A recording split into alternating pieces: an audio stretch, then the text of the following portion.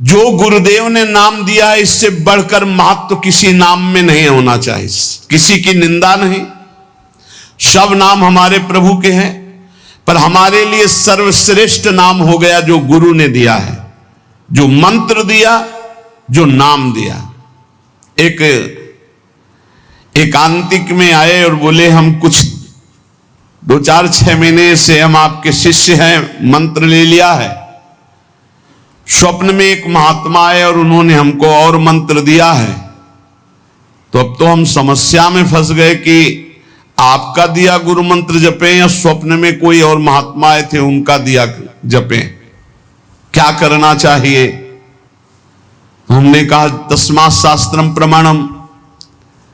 जब सप्तऋषि जी आए, स्वप्न में नहीं, सीधे साक्षात आए पार्वती जी के पास और कहा ये किसके लिए तपस्या कर रहे हो? महादेव जी के लिए। महादेव जी में क्या है, चलो हम तुम्हें भगवान नारायण को पति रूप में, भगवान विष्णु वैकुंठाधिपति अपार वैभव, उनको।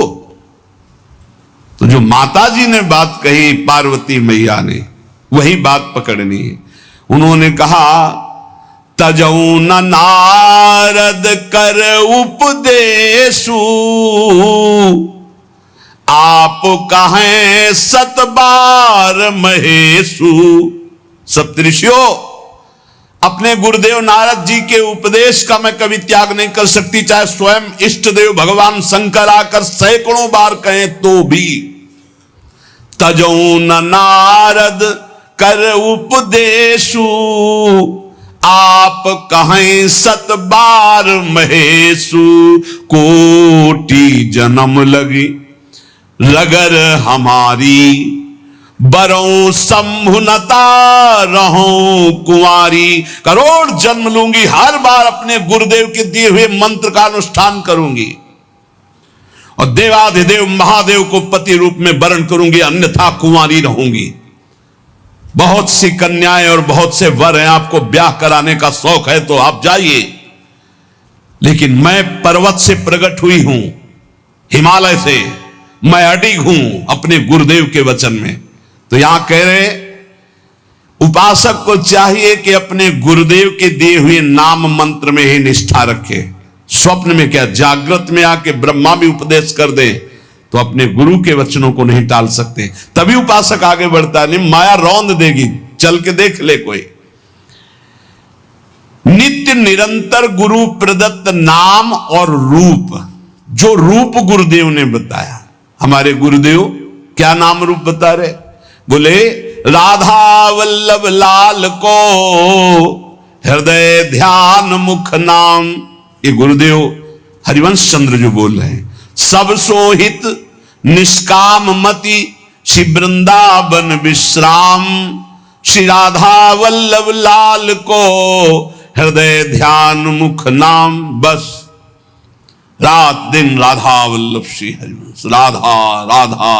गुरुदेव कह रहे राधा नामैव कार्यम हेनुदिन मिलितम साधना घीष्ट कोटिस।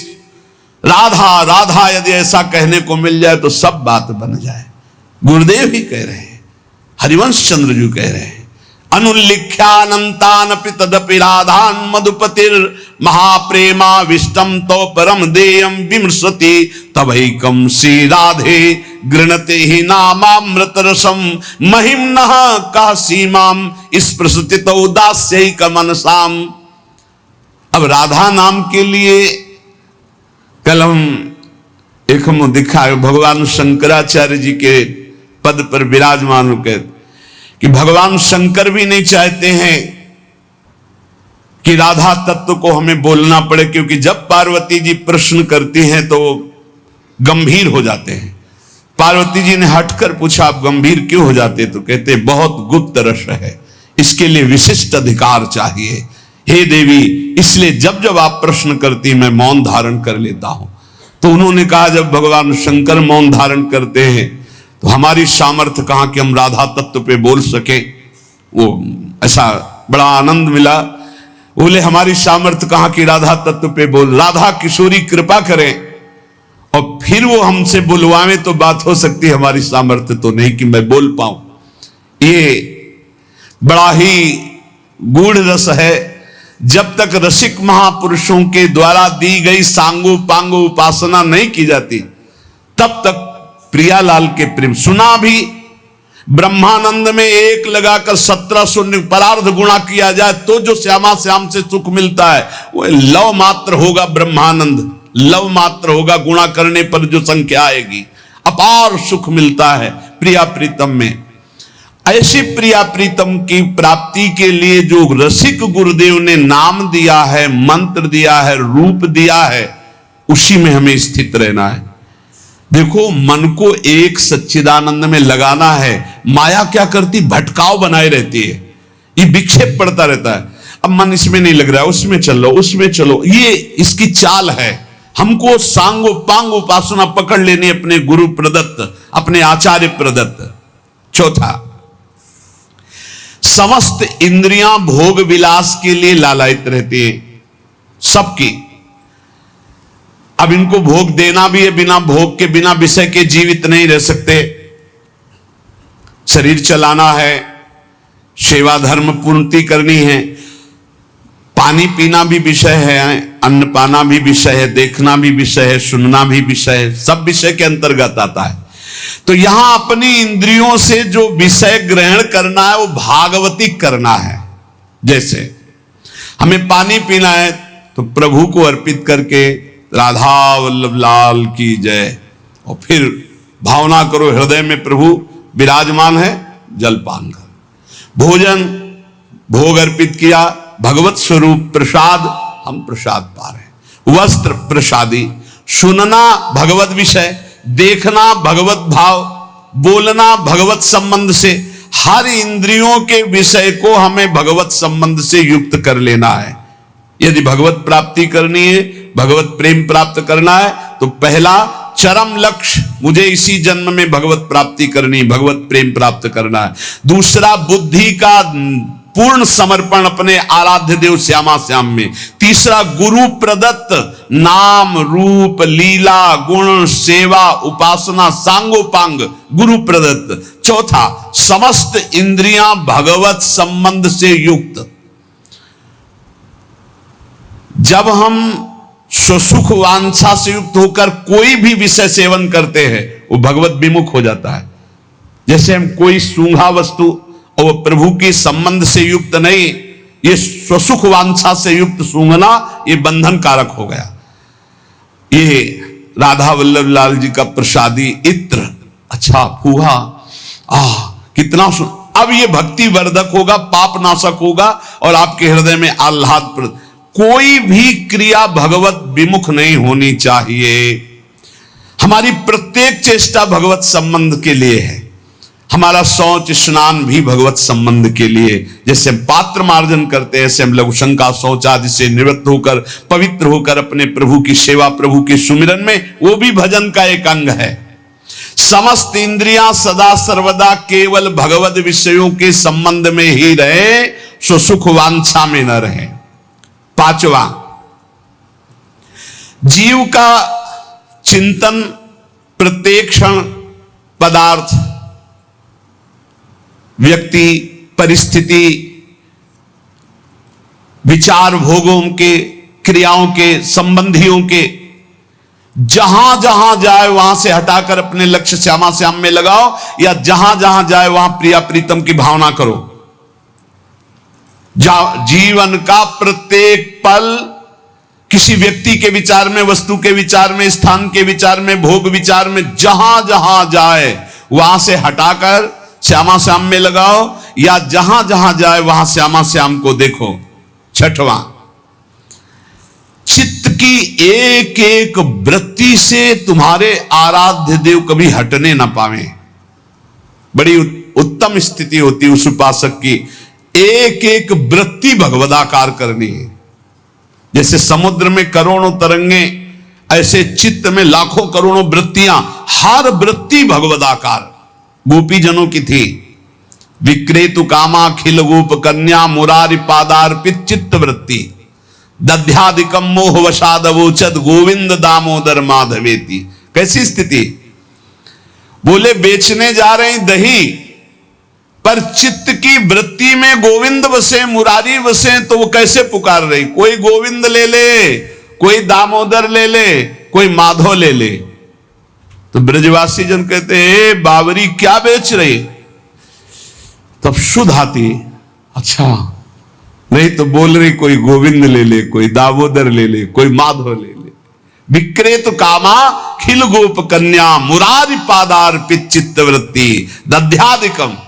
बेचना है दही और बोल रही कोई गोविंद ले ले, दामोदर ले ले, माधव ले ले। चित्त की एक एक वृत्ति श्यामा श्याम में अर्पित, ये बहुत आनंद का विषय।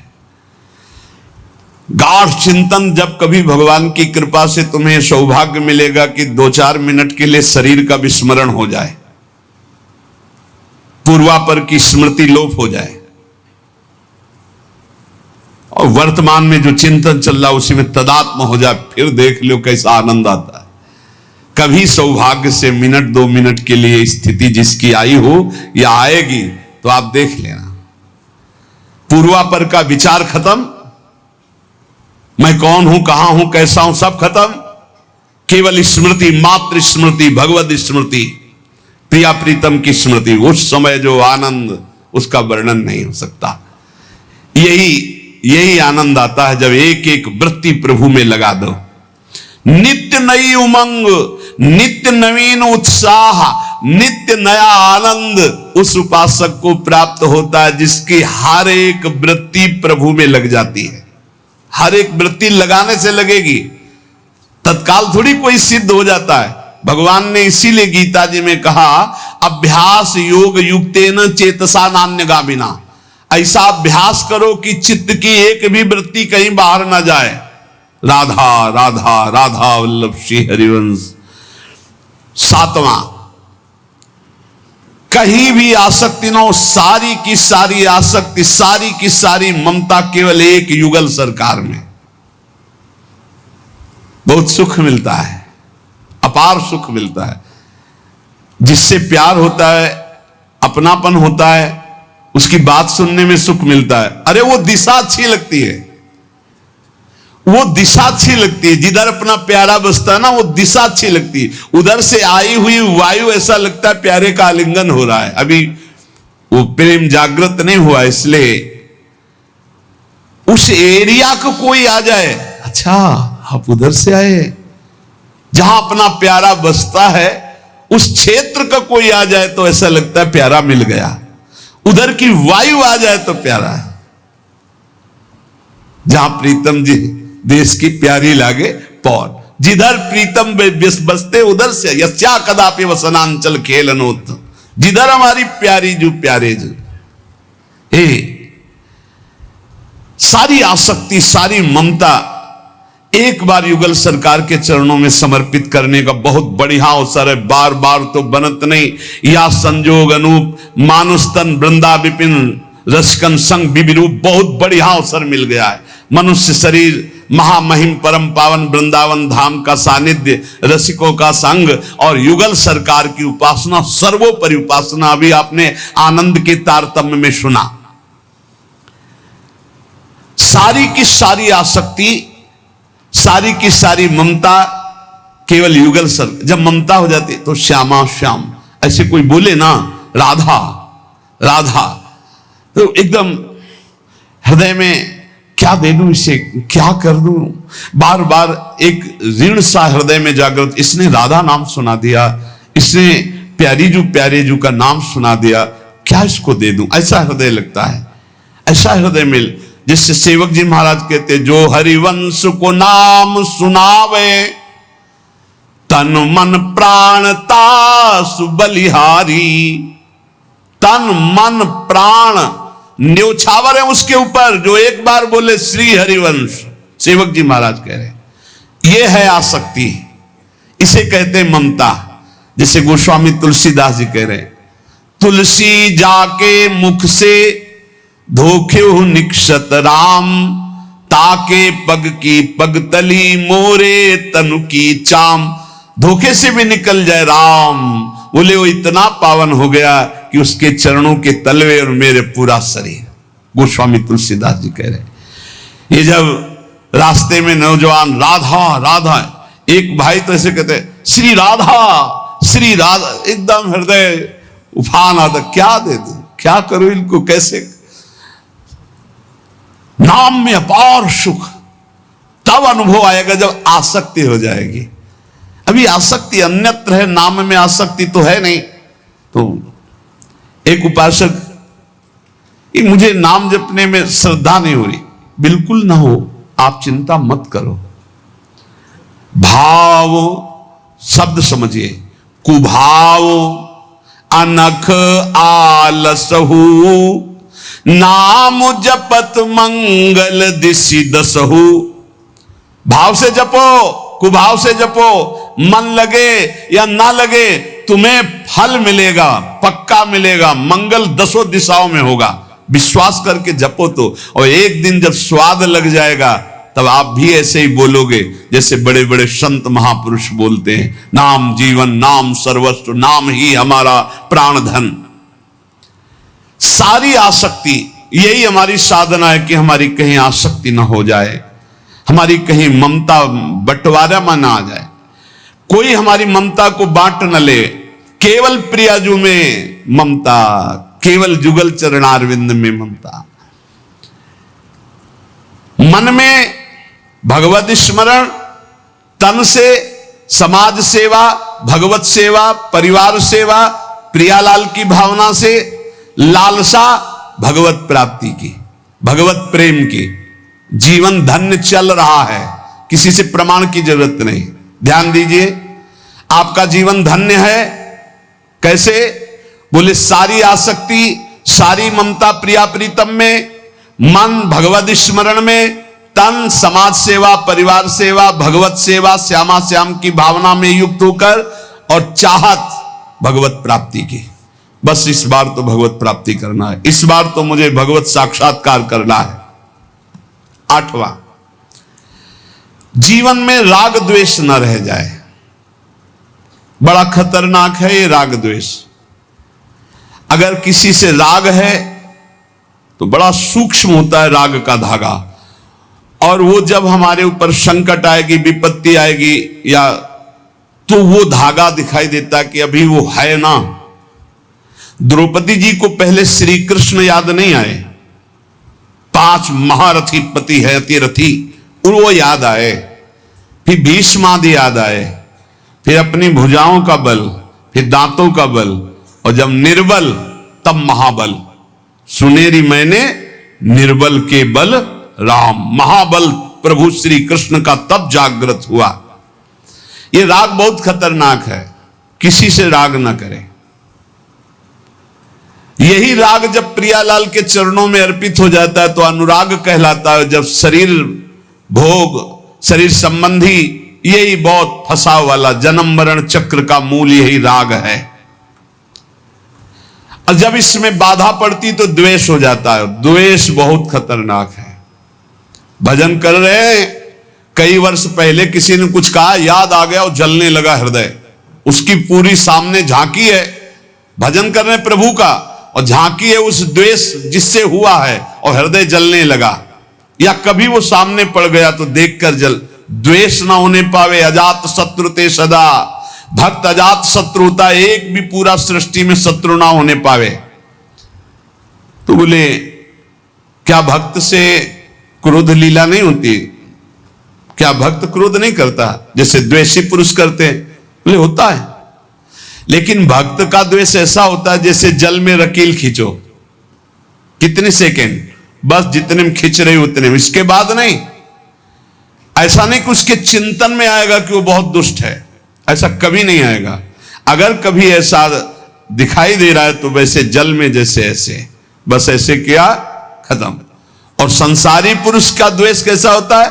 पत्थर की रकील खींच दो तो बनी की बनी, और वो जल की रकील, जल में ऐसे रकील खींचो, 1 सेकेंड में खत्म। ऐसे भक्त का आवेश होता है। कोई धर्म विरुद्ध या इष्ट विरुद्ध या ऐसा तो एकदम वो आवेश दिखाई देगा, लेकिन उसी क्षण वो तत्काल बिल्कुल द्वेष किंचन मात्र नहीं, किंचन मात्र मंगल की भावना नहीं। अगर राग द्वेष है तो फिर वो भक्त कैसा? जीवन में राग द्वेष न रहने पावे, किसी से राग नहीं, किसी से द्वेष नहीं, और किसी भी भोग के प्रति ऐसी प्रचंड ममता कामना ना हो कि प्रियालाल का विस्मरण हो जाए। प्रियालाल का स्मरण करते हुए धर्मयुक्त भोग को जीवन यापन के लिए स्वीकार किया गया है। प्रियालाल का स्मरण चल रहा है और शास्त्र सम्मत धर्मयुक्त भोग है जीवन यापन के लिए, लेकिन शास्त्र विरुद्ध प्रियालाल का विस्मरण करा दे ऐसा भोग भक्तजन स्वीकार नहीं करते, और जो स्वीकार करते हैं वो भक्त नहीं होते। राग द्वेष भक्त के जीवन में नहीं होता, और ऐसी भोग कामना नहीं होती जो भगवत विस्मरण करा दे या शास्त्र विरुद्ध हो। अगर शास्त्र विरुद्ध और भगवत विस्मरण कराने वाली भोग वासना, वो फिर अभी भक्ति रंग नहीं लाई।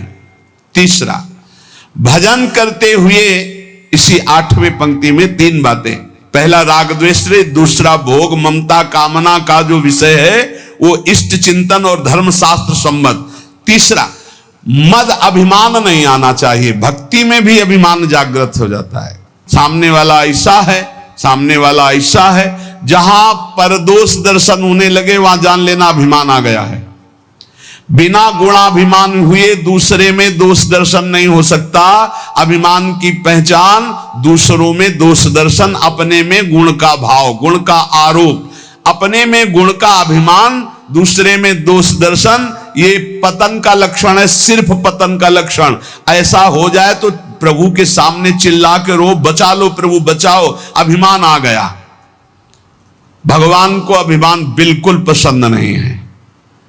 दैन्यता से भगवान प्यार करते हैं और अभिमान से भगवान रोष करते हैं।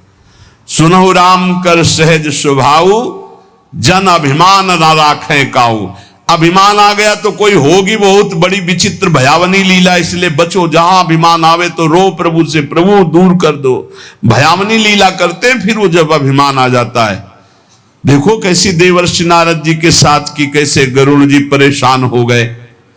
भक्त के हृदय में कभी अभिमान नहीं आना चाहिए। अभिमान की पहचान दूसरों में दोष दर्शन, अपने में गुण का आरोप।